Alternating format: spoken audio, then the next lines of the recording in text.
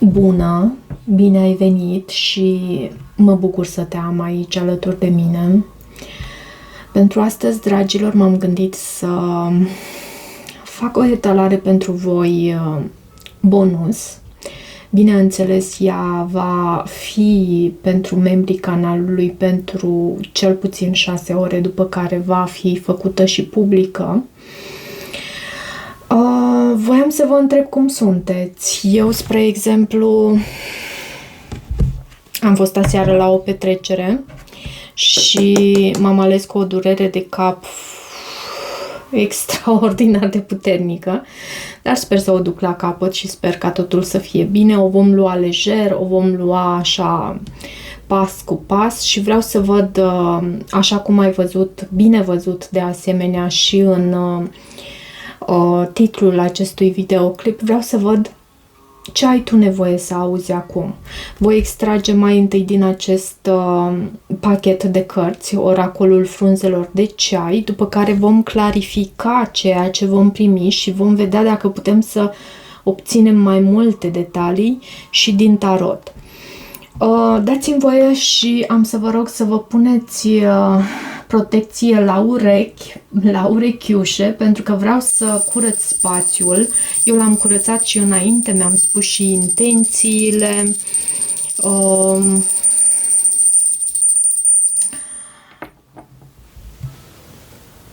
Și rugăciunile mele, am respirat, am folosit tehnica de respirație pe care o folosesc de obicei și Doamne ajută, sper să iasă bine, sper să fie un mesaj potrivit pentru toți cei care aveți nevoie de un mesaj care să vă ajute să vă vindecați din punct de vedere emoțional, să vă aline sufletul, să vă aducă liniște, calm. Nu-mi doresc să...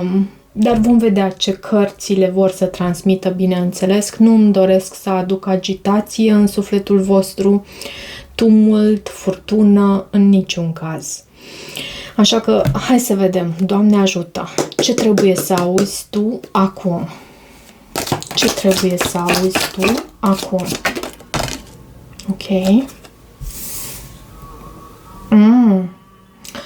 Avem acest nod și semnificația acestui nod este planuri lipsite de succes, planuri care sunt menite să eșueze sau planuri care au eșuat chiar. Unsuccessful plans. Hai să mai vedem ce mai avem pentru voi. Ce e menit ca tu să auzi în această citire?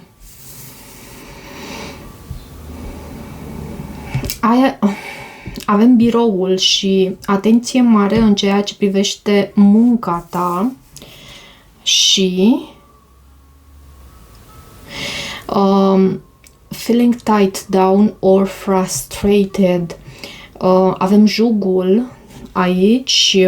Eu am să le pun chiar așa în ordinea în care ies aceste cărți. Jugul semnifică a fi constrâns, a fi legat, a te simți frustrat într-o anumită situație.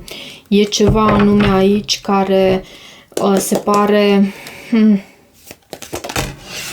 Hai să mai vedem. Avem și un înger. Să știi că tu ești ghidat în tot acest proces, chiar dacă avem 3 energii aici care nu sunt dintre cele mai pozitive. Văd aici ghidare spirituală și protecție împotriva răului. Avem îngerul, spiritual guidance, protection from harm. Asta îmi place. Să mă opresc aici, spirit. Da, mi se transmite da. Și avem unicornul. Unicornul este un mesaj iarăși pozitiv și mă bucur că m-am oprit aici și am văzut acest unicorn. Unicornul transmite aici că tu e necesar să îți folosești intuiția ta pentru a face acele schimbări benefice în viața ta. Uite, ți-l arăt și ție. Acest frumos unicorn. Folosește-ți, de fapt, intuiția pentru a face anumite schimbări în viața ta. Și așa cum ești tu ghidat de intuiția ta, ia-o pas cu pas. Bineînțeles, nu ai să poți tot timpul să o iei pas cu pas. De multe ori ni se cere să ne grăbim. Însă, atunci când poți, atunci când ai posibilitatea, reconectează-te. Adună-te, dacă pot să spun așa. Mergi din nou la sursă și acolo încarcă-te cu energia aceea binefăcătoare care nu întotdeauna va fi, adică primitoare cu siguranță da. Când mergi la sursă, când te reconectezi la sursă, cu siguranță va fi o energie primitoare, însă această reconectare a ta la sursă îți poate cere, poate uneori să pășești și să faci anumite alegeri pentru a ieși din frustrare sau pentru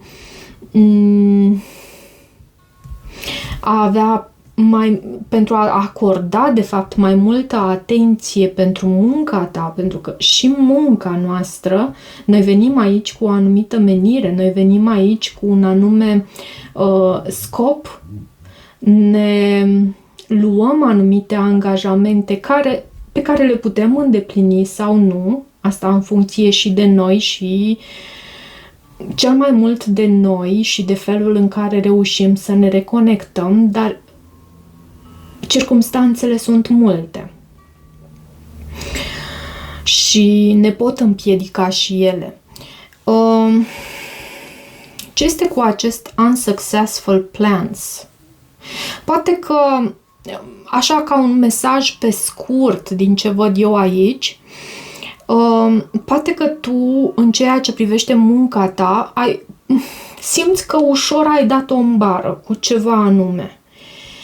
Și această ghidare pe care tu o primești din partea îngerilor este aceea ca tu să acorzi mai multă atenție menirii tale, muncii tale, Asta nu înseamnă să te pedepsești și să muncești până ce nu mai poți. Nu astfel. Dar să acorzi mai multă atenție între acolo. Se vede faptul că ești și frustrat cu ceva anume. Poate ți-ai propus un anume lucru. Ai avut un anume plan. Însă acest plan cred că nu ți-a ieșit tocmai așa cum ți-ai propus tu. Și în momentul de față, cred că mai degrabă te simți îngreunat, frustrată, îngreunat, mă rog. Dar nu uita de faptul că tu, de fapt, ai parte de ghidare spirituală și de protecție împotriva răului și vom vedea despre ce este vorba aici. Ce planuri ți-ai făcut tu aici și planuri care se pare că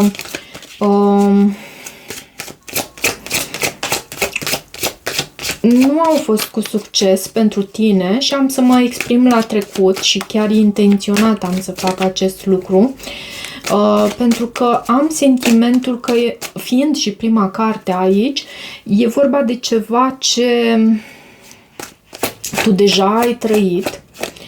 Acum resimți frustrarea și sentimentul acela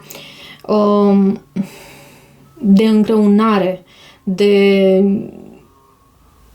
e prea mult pentru mine. Și poate că sfatul pentru tine este acela să fii mai atentă la munca ta, la ceea ce tu faci ca job, ce muncești tu acolo, ce proiecte ai tu acolo sau ce studii, poate studiezi ceva anume. Ce este cu acest unsuccessful plans? Da, uite, A venit spânzuratul, ceea ce ne denotă o așteptare.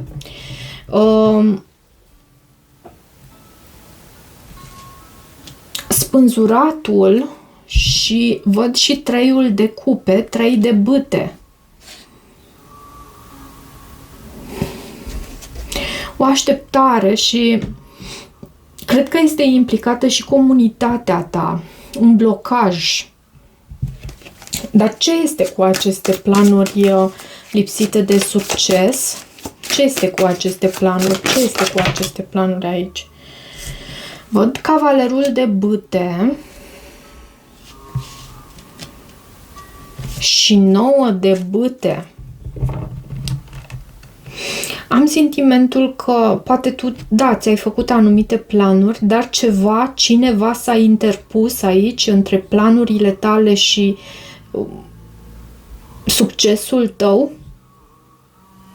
Văd și 9 de spade la baza pachetului, da? Cartea Moartea, 10 de spade, ceva te-a dărâmat ușor, ușor.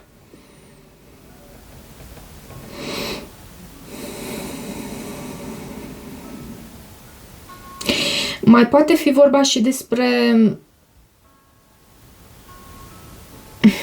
cum să spun eu, acest cavaler de bâte este o persoană care își face un anume plan și acționează foarte rapid în direcția acelui plan, aproape că își face de fapt planul pe drum, nici nu stă prea mult să se gândească și atunci când acel plan nu iese, acestui cavaler de bâte, când acest plan nu iese, el are tendința, bineînțeles, să se stingă foarte ușor. Văd foarte mult stres, iarăși, din cauza acestor planuri care nu ți-au ieșit și nu știu exact despre ce e vorba, pentru că încă nu îmi spune. Nu îmi spune nici faptul că aceste planuri pe care tu ți le-ai făcut, de fapt nu pot fi, sau acel obiectiv pe care tu îl ai, de fapt nu poate fi îndeplinit. Nu îmi spune acest lucru. Văd o așteptare aici și ce planuri ai tu aici? Hai să vedem dacă obținem ceva. 9 de cupe și mi s-a îndoit puțin cartea. 9 de cupe și împărăteasa. Poate fi vorba și despre creșterea ta, despre abundența ta. E clar, tu îți dorești să îți împlinești ceva, dar în momentul de față văd faptul că e o așteptare aici, e ca o...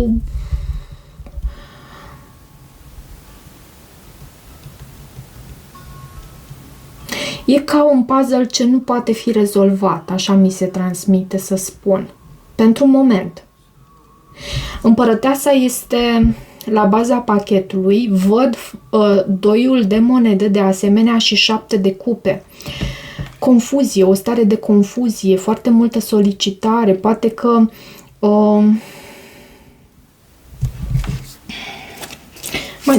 ce este cu acest nu, sincer, cu tusea mea, care tocmai a început, stăteam și mă gândeam, e ca un semn pentru mine să trec mai departe. E ceva aici ce ție nu ți-a ieșit și se pare că nu pot să obțin mai multe detalii, mai mult de atât. E un plan pentru care tu nu ai reușit, însă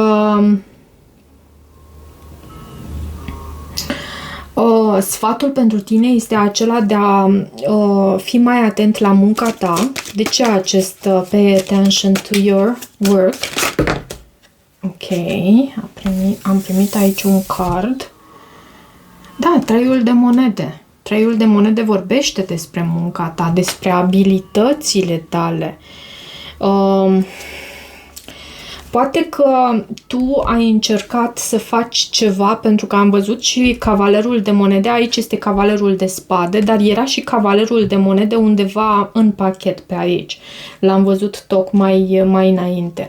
Și poate că tu ai încercat să faci ceva într-un mod foarte rapid.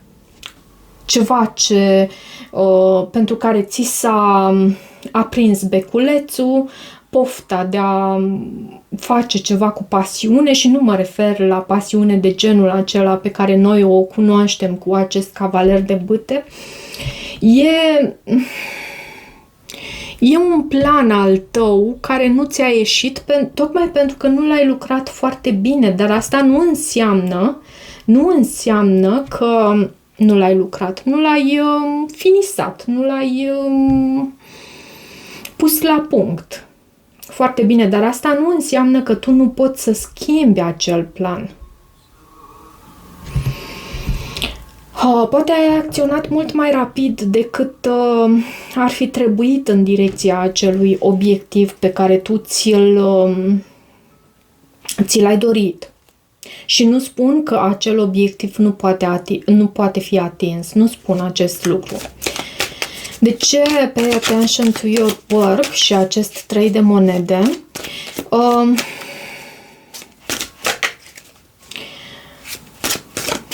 Poate ești un mentor. Poate ți-ai găsit un mentor. Poate fi și astfel cu acest 3 de monede. Este și cartea muncii din greu, adică muncii susținute, a muncii susținute. Ce este cu acest 3 de monede? Pay attention to your work. Uite această carte. Da, și era la baza pachetului. E ceva cu acest cavaler de spade. Cavalerul de spade e haotic, de multe ori. Și lumea. E ca un îndemn pentru tine să te așezi, să îți iei un moment de respiro, și îți promit eu că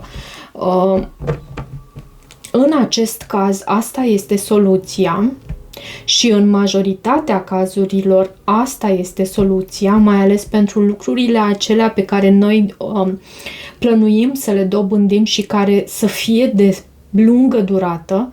Soluția nu este una de a acționa într-un mod haotic, ci dimpotrivă mai mult precum acel cavaler de monede. Acel cavaler de monede, o persoană de încredere care pune cărămidă cu cărămidă. Și știu, răbdarea ne este încercată, mai ales semnelor de aer și de foc. Și poate chiar și de apă. Răbdarea ne este încercată. Însă, ceea ce cu adevărat durează, trebuie să aibă o bază solidă. Ceea ce cu adevărat dăinuiește, trebuie să aibă o bază solidă. Și nu întotdeauna va trebui să acționezi astfel precum un cavaler de monede. Dar în cazul de față, pentru că avem cavalerul de spade și cartea lumea, mie mi se transmite aici să te atenționezi că e mai bine să o iei precum acel cavaler de monede pe care l-am văzut în pachet. Văd faptul că tu ești apreciat aici pentru munca ta, dar nu...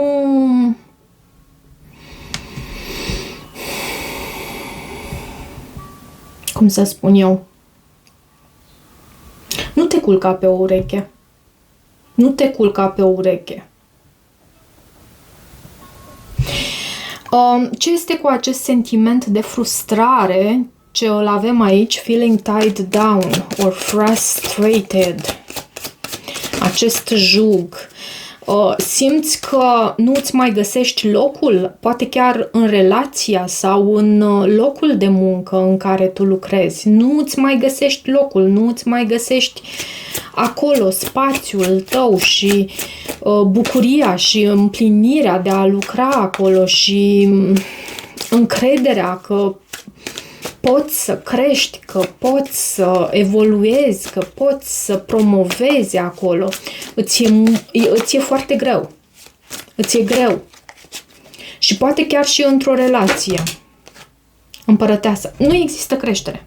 Și vezi tu, această împărăteasă a ieșit lateral, așa cum o vezi aici, ușor chiar întoarsă. Am să o las așa și 5 de bâte. Poate există și competiție. Poate există și competiție. Dar nu uita și de faptul că tu primești ghidare spirituală.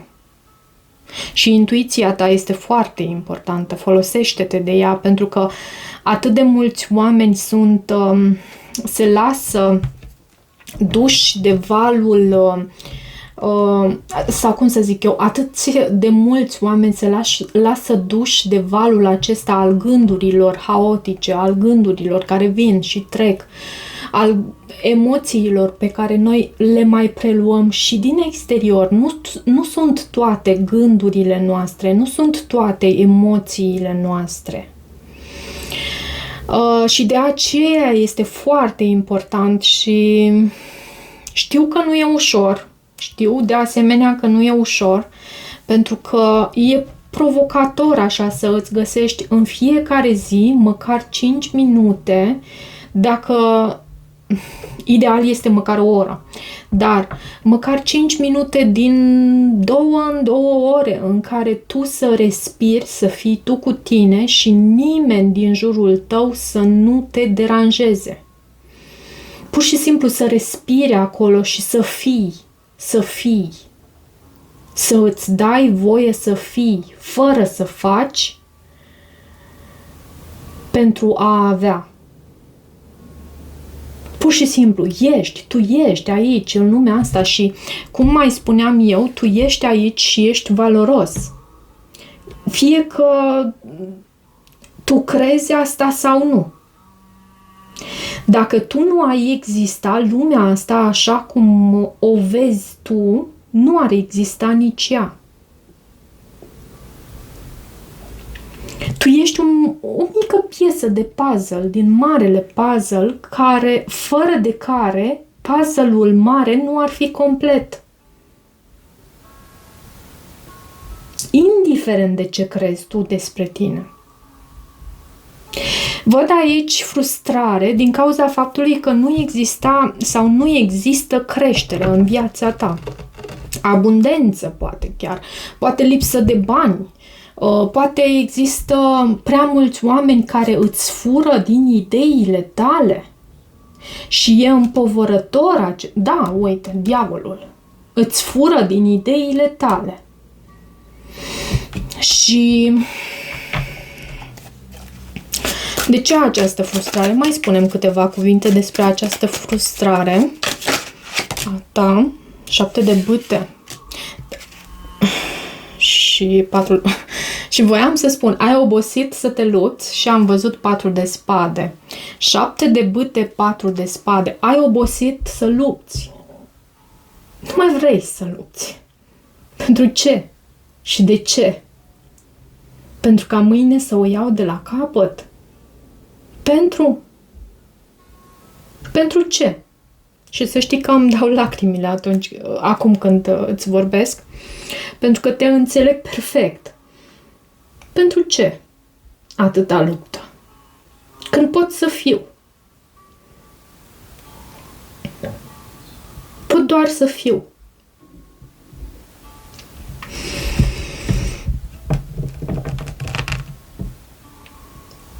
Sunt alte persoane care își doresc locul tău. Nu știu, în momentul ăsta, bine că nu te lua după ceea ce spun eu chiar acum. Până aici sunt energiile pe care le-am citit conform cu ceea ce mi s-a transmis prin intuiția mea. Dar acum cred că îmi vorbește mai mult partea aceea rebelă din mine care ar spune: vrei locul meu? Da, ia-l! Crezi că poți mai mult și mai bine ca mine? Te rog! Da, Un fel de rebeliune.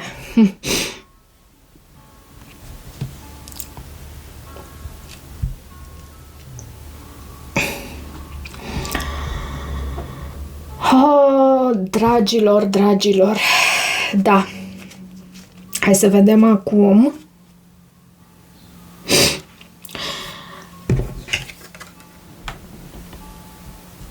Ghidare spirituală, protecție din partea răului. Tu ești ghidat.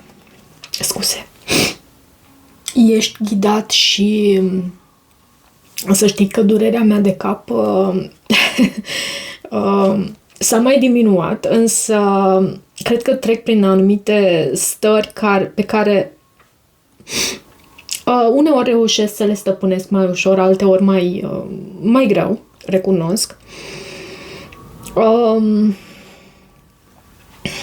În ultimul timp, cu această lună plină în zodia Capricorn, pentru mine a fost așa ca un tumult de stări și de evenimente și în exterior și în interior pentru mine. Și vreau să îți spun că deși bănuiam că nu toată lumea ne merită atenția, că nu toată lumea ne are interesul sau nu interesul, best interest e în engleză de fapt, că nu toată lumea are intențiile cele mai bune pentru noi.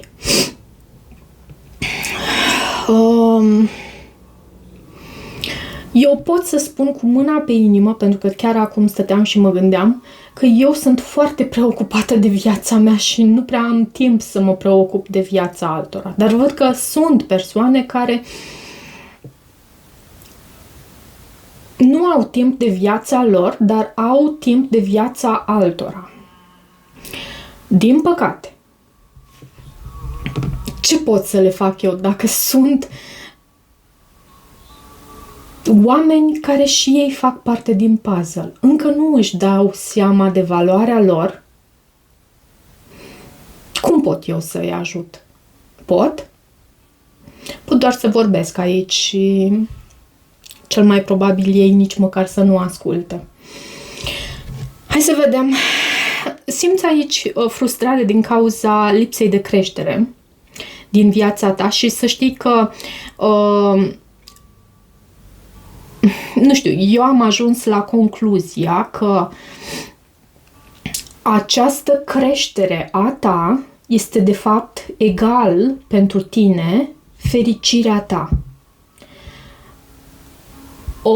Un mindset de creștere e ca o ecuație. Ia-o chiar ca pe o ecuație. Mindsetul de creștere și creșterea ta egal fericirea ta. Hai să vedem ce este cu acest card, ghidare spirituală și protecție din partea răului.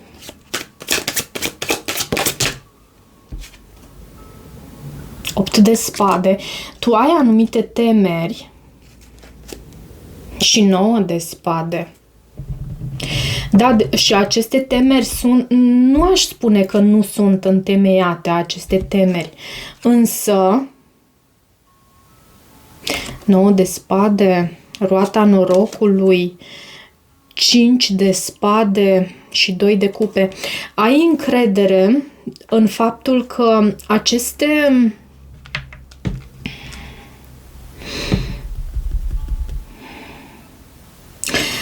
aceste provocări prin care tu treci, le-aș numi provocări, le-aș numi intenții răutăcioase din partea celor din jur, proiecții din partea celor din jur care nu îți sunt nu că nu îți sunt înspre binele tău înalt, însă nu, intențiile din partea acelor oameni sunt de foarte joasă vibrație. Mai dă-mi o carte aici. 6 de monede. Poate fi o situație la muncă și asul de cupe. Și cheia pentru tine este deschiderea centrului energetic. Bineînțeles, ne întoarcem la deschiderea centrului energetic. Cheia. Asul de spade. Deschiderea inimii, asul de cupe. Deschiderea inimii. Astfel poți să te protejezi tu și e dureros. Te previn că e dureros și în același timp e un drum, o cale care se pare că dacă uneori staționăm pe acea cale, se pare că nu se termină niciodată. Adică există un număr infinit de petale pe care noi îl putem experimenta în planul acesta al inimii, energetic al inimii, în centrul inimii. Nu știu dacă m-am făcut înțeleasă aici. Există modalități infinite prin care noi putem iubi sau să ne iubim pentru a oferi în același timp, pentru că până la urmă chiar și acei oameni care rănesc, care nu își cunosc valoarea, care nu lucrează cu ei, care nu merg pe drumul lor și preferă să sară pe drumul tău și să îți spună ție bețe în roate și să se gândească că pot lua de la tine, din energia ta, în unele cazuri chiar și din banii tăi. Chiar și pe acești oameni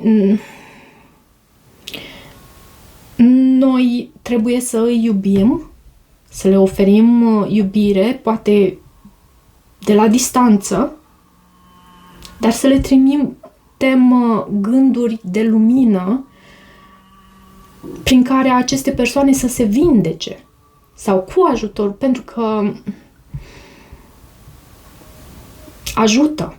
îi ajută. Și nu o spun ca să te ridic pe tine în slăvi, cât o spun că ți-o spun pentru a te responsabiliza. Vrei o lume mai bună? Vrei un spațiu pentru copiii tăi în care aceștia să se joace liberi, fără a sta cu grijă pentru ei? Muncește la vindecarea ta și roagă-te pentru ceilalți, pentru că ajută. Da, m-am emoționat foarte tare în acest mesaj pentru voi.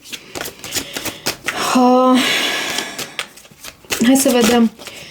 De ce acest înger aici cu ghidare spirituală,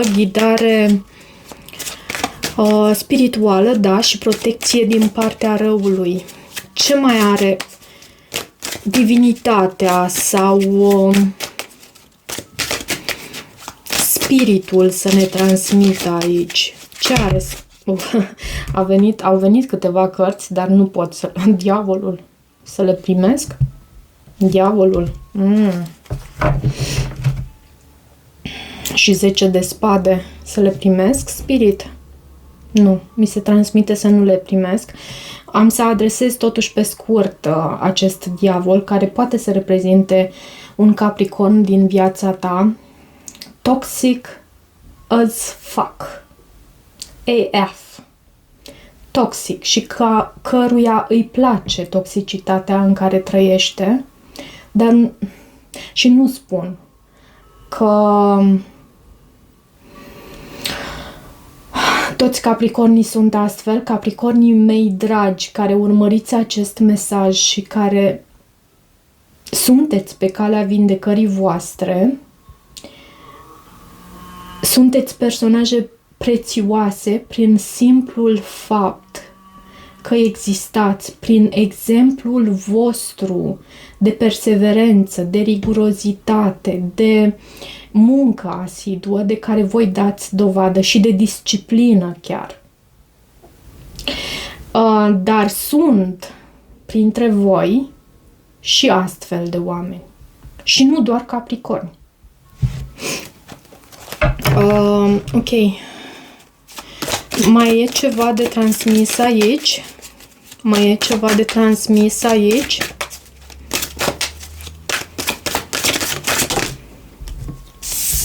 Uite că a venit puterea. După diavolul a venit puterea.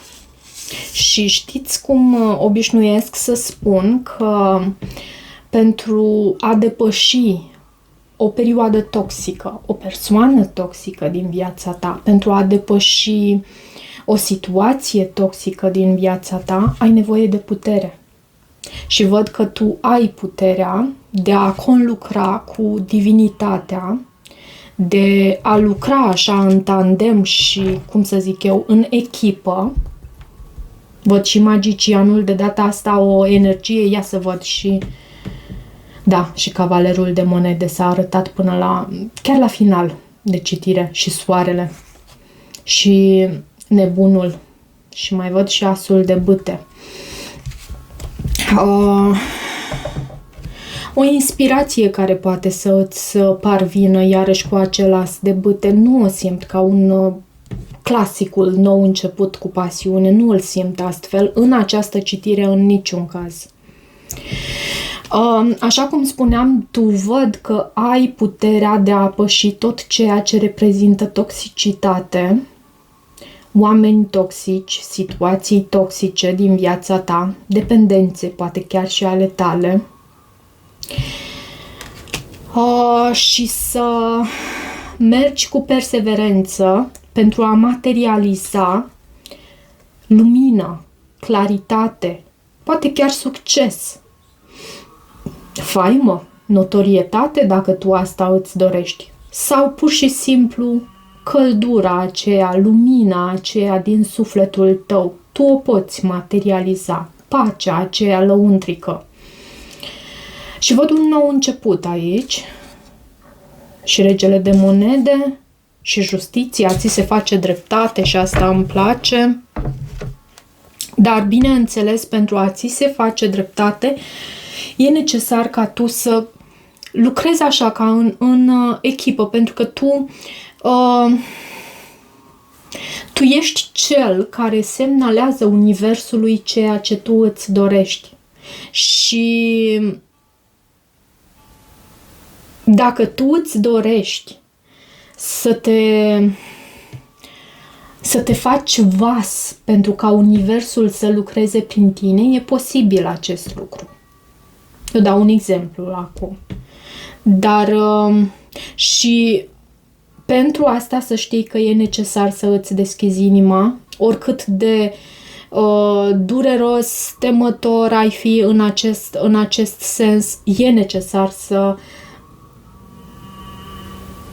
Pentru a te lăsa ca universul să lucreze prin tine, e necesar să lași universul să îți aducă acele experiențe care îți vor deschide inima în cele din urmă. Și e un drum frumos, să știi. Chiar dacă e un drum la început destul de anevoios, poate și pe alocuri, nu doar la început, e un drum tare frumos.